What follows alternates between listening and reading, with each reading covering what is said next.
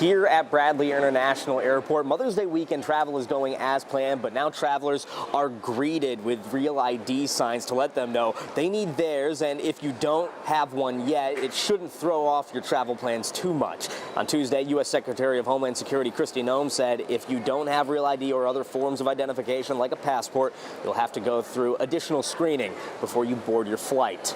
People who had flights to catch Wednesday may have noticed some extra traffic at TSA security checkpoints. That's because May 7th is the deadline to have your real ID. This was actually the first of both of us hearing of it, and same for my mother-in-law.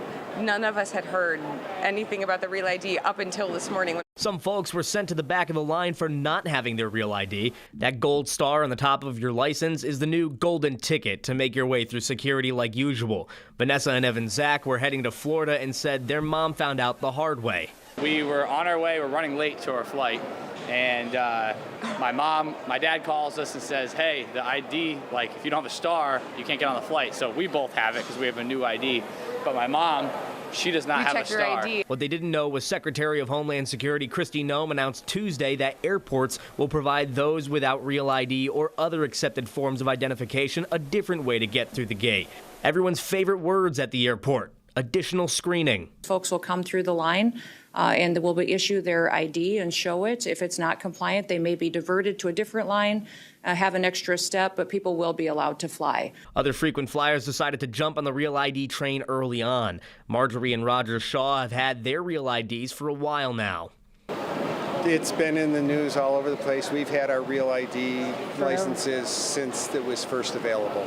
Right, and the driver's license, when you get it renewed, opt in, CYA all the way.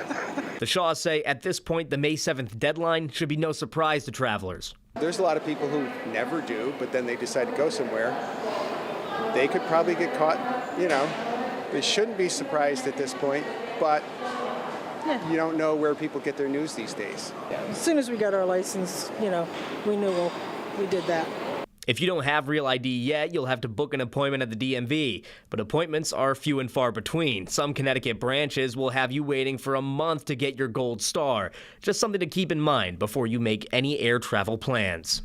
We're getting the passport, but if we had no idea, then that would have been a bad day where we leave my mom at the airport and we go to Florida.